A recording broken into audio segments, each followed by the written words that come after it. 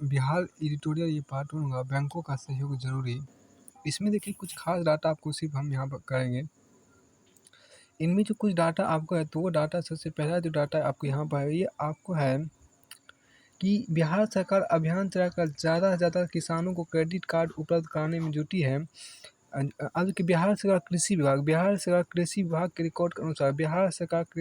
Record के अनुसार वर्तमान में 88 लाख किसान प्रधानमंत्री सम्मान निधि का लाभ ले रहे हैं। इसमें से करीब 39 लाख के पास केसीसी मतलब किसान क्रेडिट कार्ड का है।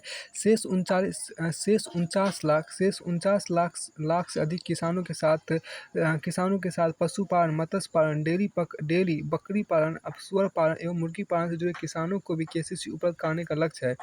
इसके लिए जरूरी होगा कि अभियान चलाकर किसानों को जागरूक किया जाए। इसमें जीविका दीदी एवं स्वयं सहायता समूहों की भी सहायता ली जा सकती है।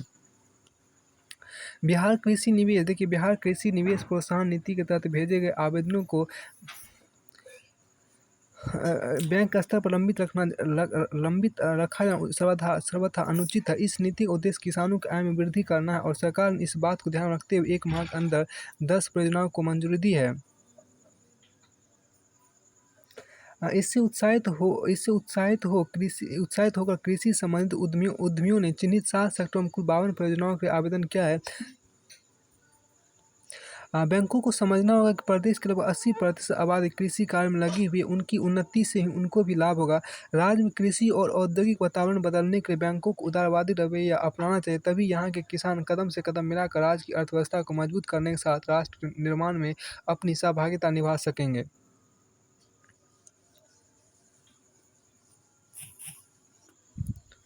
सरकारी नौकरियों को लेकर यहाँ पर आपको देखिए, अब यहाँ इसका आपको सरकारी नौकरियों की सौगात का आपको शीर्षक के अंतर्गत एक हम यहाँ पर एडिटोरियल कर रहे हैं। सरकारी नौकरियों को लेकर यह जो धारणा बन गई है कि नौकरियां ज़्यादा जवाबदेही की मांग नहीं करती, उसे प्राथमिकता के आधार पर दूर करना होगा। यह भी समय की मांग है कि जैसे केंद्र सरकार ने अपने विभागों में रिक्त पदों को एक तय अवधि में भरने की पहल की, वैसे ही राज्य सरकारें भी करें। यह एक तथ्य है कि कई राज्यों में बड़ी संख्या में पुलिस, शिक्षकों, चिकित्सकों आदि के पद रिक्त हैं। वास्तव में यह नीतिगत स्तर पर तय होना चाहिए कि आवश्यक सेवाओं में रिक्त पदों को भरने का काम लंबित ना रहे, क्योंकि जब ऐसा होता है तो सुशासन का उद्देश्य तो बाधित होता ही है, आम लोगों की परेशानी भी बढ़ती है। यह सही है कि प्रधानमंत्री की ओर से की गई नौकरियां तलाश रहे युवाओं को उत्साहित करने वाली है, लेकिन सरकारी नौकरियों की एक सीमा है। चूँकि सभी युवाओं को सरकारी नौकरी देना संभव नहीं, इसलिए सरकार को इसके लिए भी कोशिश करनी चाहिए कि निजी क्षेत्र ज़्यादा से ज़्यादा रोजगार के अवसर पैदा करने में कैसे समर्थ बने। इस कोशिश में राज्यों को भी शामिल होना होगा। इसे एक संयोग ही कहा जाएगा कि एक ओर जहाँ प्रधानमंत्री ने 1.5 वर्ष में 10 लाख नौकरियां देने की घोषणा की, वहीं दूसरी ओर रक्षा मंत्री राजनाथ सिंह ने सेना के तीनों अंगों में भर्ती के लिए अग्निपथ नामक योजना की घोषणा की। उम्मीद की जानी चाहिए कि अपनी तरह की अनूठी योजना सेना की जरूरतों को पूरी करने के साथ साथ उन युवाओं को भी आकर्षित करेगी जो सशस्त्र बलों का हिस्सा बनने के आकांक्षी हैं। यहाँ एक आपको एक कोटेशन है कि विनम्रता ही शिक्षा का सबसे उत्तम परिणाम है। विनम्रता ही शिक्षा का सबसे उत्तम परिणाम है।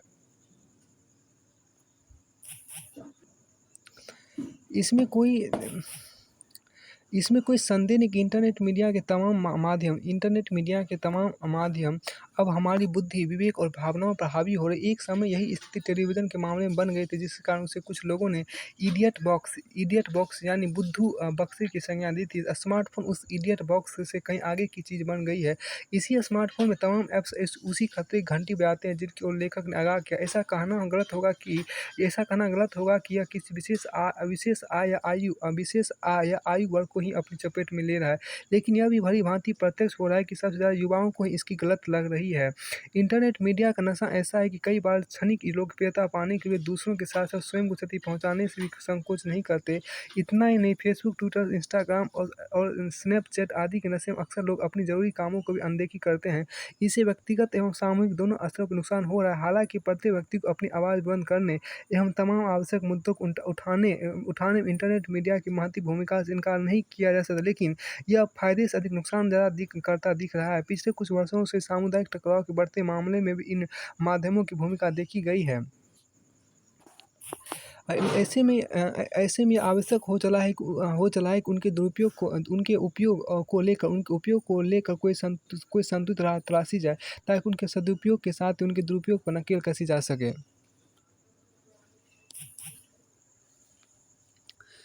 यहाँ बीजेपी प्रवक्ता नुपुर शर्मा के खिलाफ देश के तमाम शहरों में हुई हिंसक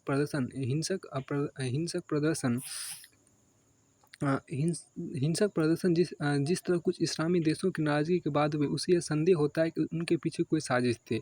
इस साजिश का संकेत इससे भी मिलता है कि अकेले ट्विटर पर भारत के खिलाफ माहौल बनाने का जो अभियान छिड़ा, उसमें पाकिस्तान, सऊदी अरब, मिस्र आदि के भारत विरोधी तत्वों के अलावा अच्छी खासी संख्या में भारतीय भी शामिल थे। ये कौन हो सकते हैं, इसका अनुमान लगाना कठिन नहीं है।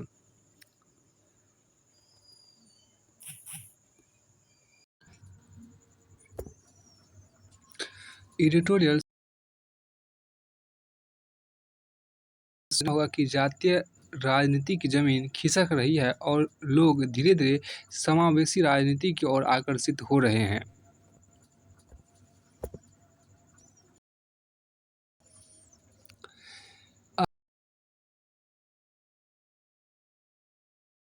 अब यही तो पता चलेगा कि कौन सा जाति समूह कितने प्रतिशत है।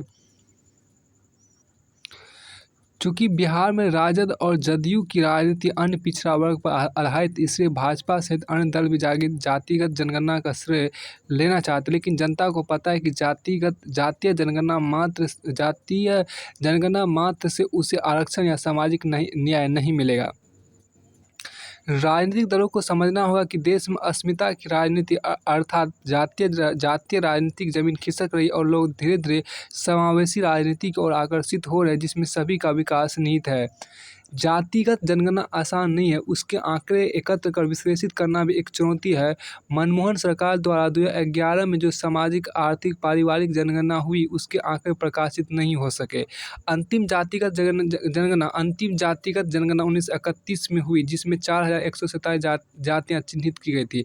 अंतिम जातिगत जनगणना 1931 में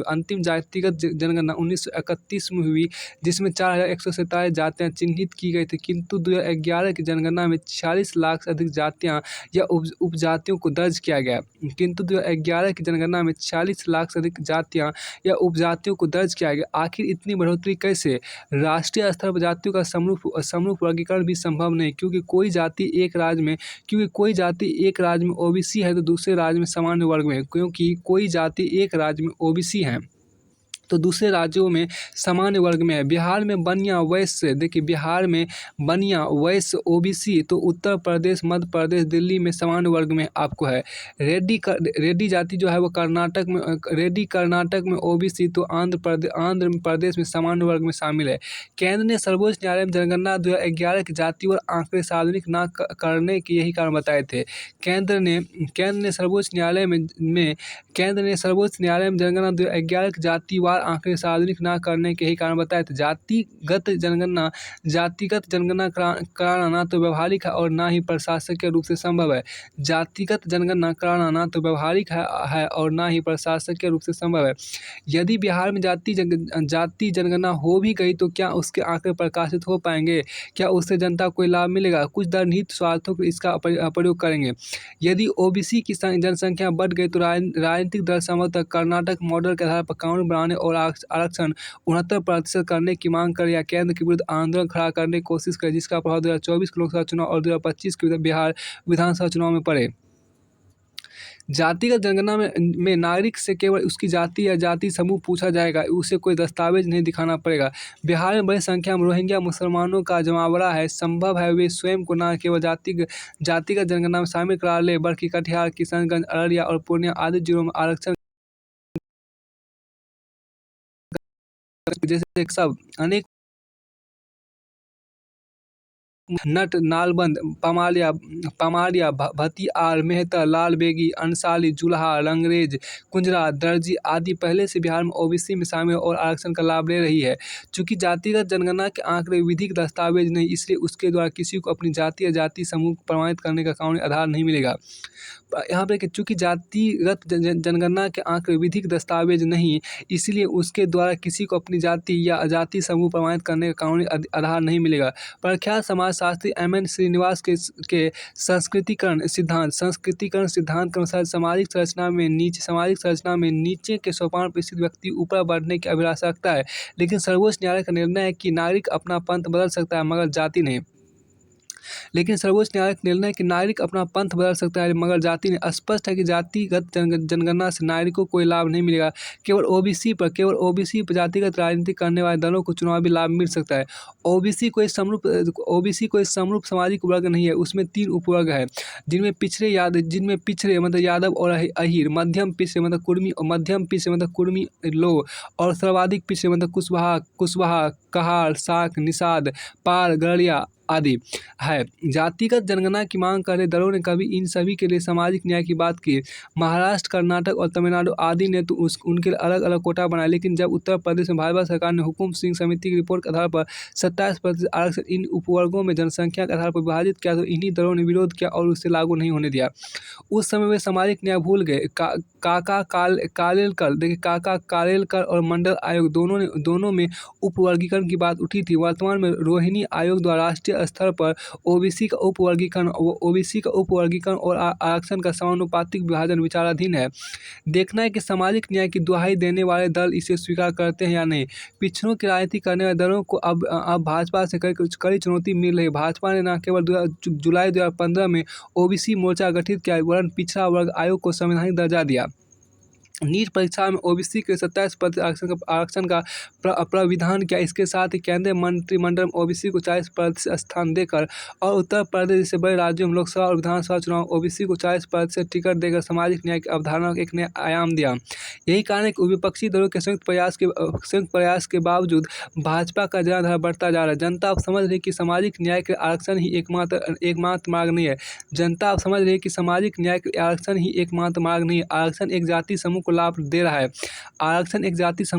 है, पर उसी जाति समूह के अनेक सीमांत उपवर्ग उससे वंचित है। आरक्षण इतने विशाल वर्ग को लाभ नहीं दे सकता, क्योंकि आज के तकनीकी युग में नौकरियों की संख्या में कमी हो रही। जातिगत जनगणना पिछड़े दलित सीमांत वर्ग को चिन्हित अवश्य करेगी, पर यह कहना कठिन है कि इनमें से कितने को सामाजिक न्याय या आरक्षण मिल पाएगा। सामाजिक न्याय के लिए हमें आरक्षण से आगे सोचना होगा। समावेशी राजनीति से ही हम एक समावेशी अर्थव्यवस्था और समावेशी समाज को बढ़ सकेंगे, जो इस वृद्ध समाज में संविधान के सामाजिक न्याय के संकल्प को चरितार्थ कर सकेगा। बिहार राज्य सरकार ने बागवानी के साथ साथ जमीन के अंदर पैदा होने वाली फसलों को प्रोत्साहन देने का जो फैसला लिया है, उससे न सिर्फ किसानों को लाभ होगा, बल्कि प्रदेश की हरियाली में भी वृद्धि होगी। यह अच्छी बात है कि सरकार प्रदेश किसानों की आय बढ़ाने के नित नए फैसले ले रही है।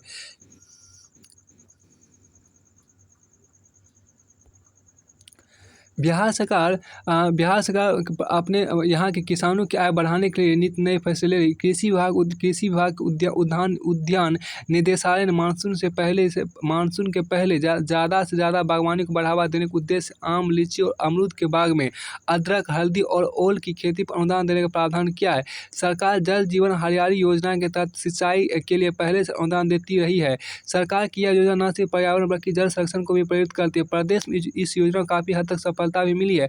राज्य के अधिकतर गांवों में इसके तहत काम किए गए हैं। खाली पड़े सार्वजनिक स्थलों पर पौधे लगाए गए हैं। कई मृत कुओं एवं तालाबों को चिन्हित कर उनका जीर्णोद्धार किया गया है। जलाशयों के किनारे पौधे लगाए गए, लेकिन अभी इससे संतुष्ट नहीं हुआ जा सकता। जलाशयों से अतिक्रमण हटाने और पौधे लगाने की गति को और तेज करना होगा। अभी कई गाँवों में तालाबों को अतिक्रमण से मुक्त नहीं कराया जा सका है।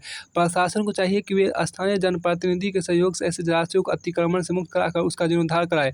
यह अच्छी बात है कि पर्यावरण संरक्षण राज्य सरकार की सर्वोच्च प्राथमिकता में, लेकिन इसमें जब तक सभी लोगों का सहयोग नहीं मिलेगा, तब तक निर्धारित लक्ष्य को प्राप्त करना कठिन होगा। लोगों में जागरूकता के लिए भी काम करना होगा। सरकार की योजनाओं की जानकारी अधिकतर किसानों तक नहीं पहुंच पाती है। अधिकारियों को चाहिए कि वे इसके प्रचार प्रसार पर ध्यान दें, ताकि अधिक से अधिक लोग इसका लाभ ले सकें। इसमें देखिए लेकिन इसमें कोई संदेह नहीं कि बदलते समय के साथ सैन्य तंत्र में आमूल परिवर्तन आवश्यक हो गया था, चूँकि युद्ध के तौर तरीके बदल रहे और उन्हें देखते हुए सभी प्रमुख देश अपनी अपनी सेनाओं का आधुनिकीकरण करने में लगे। इसलिए भारत के लिए भी जरूरी था कि वह अपनी सेनाओं को नए रूप में ढाले, सैनिकों की औसत आयु कम करे और उन्हें तकनीकी कौशल के से लैस करने के साथ उनकी दक्षता बढ़ाए। अग्निपथ योजना के तहत सेनाओं में भर्ती होने वाले युवा अग्निवीर कहलाएंगे। अग्निपथ योजना के तहत सेनाओं में भर्ती होने वाले युवा अग्निवीर कहलाएंगे, लेकिन वे वास्तव में दक्ष सैनिक ही होंगे। अग्निपथ योजना देखिए, अग्निपथ योजना की इस बिंदु पर सबसे अधिक बहस हो रही है कि चयनित अग्निवीरों में से 25% को ही उनकी दक्षता और योग्यता के आधार पर सेनाओं में लंबी अवधि के लिए रखा जाएगा। शेष 75% की सेवा अवधि 4 साल की होगी। स्पष्ट है कि 4 वर्ष के बाद इन अग्निवीरों को अपने लिए रोजगार की तलाश नए सिरे से करनी होगी। इसलिए और भी क्योंकि उस समय उनकी अधिकतम आयु करीब 25 वर्ष होगी। यह सही है कि अग्निवीर को अर्धसैनिक बलों की भर्ती में प्राथमिकता देने के साथ यह भी कहा जा रहा है कि उन्हें अन्यत्र समायोजित करने के हर संभव प्रयत्न किए जाएंगे। लेकिन अच्छा हो कि इस संदर्भ में ऐसी कोई व्यवस्था निर्मित की जाए जिससे अग्निवीर 4 साल बाद अपने लिए नई नौकरी खोजने की चिंता से मुक्त होकर पूरे जोश और जज्बे के साथ देश की सेवा कर सके। जैसे 75% अग्निवीरों को अर्धसैनिक बलों की भर्ती में प्राथमिकता देने की बात की जा रही है, वैसे ही उन्हें पुलिस की भर्ती में भी वरीयता दी जा सकती है। चूँकि ये अग्निवीर तकनीकी रूप से सक्षम हो, इसलिए उनकी इस क्षमता का उपयोग करने के भी उपाय किए जा सकते हैं। यह अच्छा है कि विश्वविद्यालय अनुदान आयोग ने अग्निवीरों के कौशल और अनुभव को मान्यता देने के साथ उन्हें उच्च शिक्षा में विशेष सुविधा प्रदान करने की तैयारी शुरू कर दी है। अग्निपथ योजना को लेकर जो प्रश्न खड़े किए जा रहे हैं उनका अपना महत्व है, लेकिन इसकी अनदेखी नहीं की जा सकती कि इस योजना से देश को अनुशासित एवं अपने दायित्व के प्रति सजग युवा मिलेंगे और ऐसे युवा समाज के एक बड़ी पूंजी बनेंगे। अब यहाँ की चीन के खिलाफ बनानी होगी नई रणनीति के अंतर्गत पढ़ते हैं। देखिए आपको वास्तव में चाउ एन लाई से लेकर जिनपिंग, मतलब ये चीन के राष्ट्रपति जो आपको जिनपिंग है तक चीन का चरित्र आपको संदिग्ध रहा है। संप्रति उसकी रणनीति एकदम स्पष्ट है, या तो उसके पिछड़गु बन जाओ या फिर उसके षड्यंत्रों का सामना करो। यहाँ तक अगर कोई देश पहला विकल्प अपनाए तो भी चीन उसे संरक्षण प्रदान करने के बजाय उसके उत्पीड़न में जुट जाता है। पाकिस्तान और श्रीलंका जैसे देश इसके उदाहरण हैं जिन्होंने आंख मूंद कर चीन पर भरोसा कर लिया। श्रीलंका इसकी कीमत चुका रहा है, जबकि देर से पाकिस्तान को भी इसका खामियाजा भुगतेगा। चीन को पता है कि भारत ना तो कभी उसका पिछड़गु बनेगा और साथ ही इस क्षेत्र में वही एकमात्र ऐसा राष्ट्र है जो चीन को चुनौती देने में सक्षम है।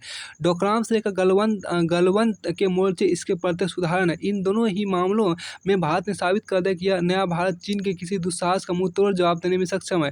यह स्थिति तब है जब भारतीय अर्थव्यवस्था एवं सामरिक प्रतिष्ठान चीन की तुलना में 19 से मतलब कम है। ऐसे में लेखक का सुझाव उचित प्रतीत होता है कि वार्ताओं के दौर में मिले समय का सदुपयोग भारत अपनी सामरिक शक्ति को बढ़ाने में करे, ताकि किसी भी स्थिति में चीन को पिछले पांव पर धकेला जा सके। इसके लिए अपनी आर्थिक कड़ी को मजबूत करना भी आवश्यक है। साथ ही साथ भारत चीनी दमन के शिकार देशों को भी साध कर एक सशक्त गठजोड़ बनाए। इस दोहरी व्यू रचना से ड्रैगन को काबू में किया जा सकता है और उसका नियंत्रण में रहना चीन का नियंत्रण में रहना विश्व शांति, सुरक्षा एवं समृद्धि के अत्यंत आवश्यक है।